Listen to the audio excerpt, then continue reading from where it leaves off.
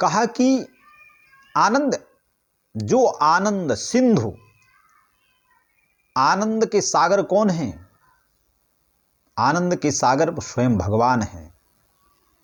जैसे सागर में नदियां जाके शांत होती हैं, उसीलिए इस शरीर से जब आत्मा छूटती है, ये आत्मा जाकर के परमात्मा से मिलती है। सिंधु में अर्थात सागर में, सागर कौन है? भगवान। वहां पर शांत हो जाता है शरीर, फिर कोई किसी प्रकार की पीड़ा नहीं होती, कोई प्रकार का मोह नहीं होता, ममता नहीं होती है, किसी भी प्रकार का कोई दुख नहीं होता है, किसी भी प्रकार का आपको कष्ट नहीं होता है। इसलिए उस सिंधु, उस सागर में जाके सी नदियां मिलती हैं। तो ये आत्मा परमात्मा को मिलाने के लिए व्यक्ति जो है साधु का वेश धारण करता है, संत का वेश धारण करता है। लेकिन आज कलयुग में तो लोग केवल स्वरूप तो बना लेते हैं, लेकिन अपने अंदर साधुता नहीं लाते हैं, अपने अंदर निर्मलता नहीं लाते हैं, अपने अंदर जो है पवित्रता नहीं लाते हैं। निर्मलता होना चाहिए, पवित्रता होना चाहिए। वो साधु है, साधना करे राष्ट्र कल्याण के लिए, विश्व कल्याण के लिए, मानव कल्याण के लिए, अपने कल्याण के लिए।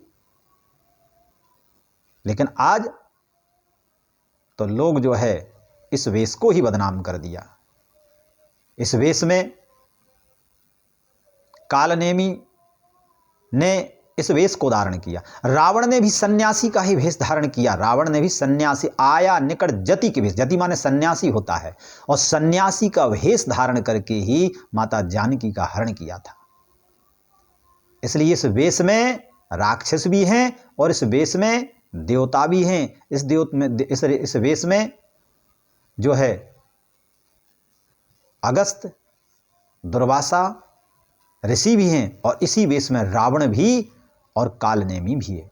इसलिए वेश से पूजा नहीं होती है, पूजा होती है उसकी निर्मलता से, उसकी पवित्रता से, उसके गुणों की पूजा होती है। इसलिए गुणों की पूजा करना चाहिए। किसके अंदर क्या गुण है? वेश तो कोई भी बना लेगा, वेश अपनी जगह पर ठीक है, लेकिन वेश के साथ साथ गुण भी होना बहुत जरूरी है। और अगर वो गुणवान नहीं है और वेश धारण कर लिया है तो फिर वो तो ऐसे ही होगा, काक होई पिक बकऊ मराला।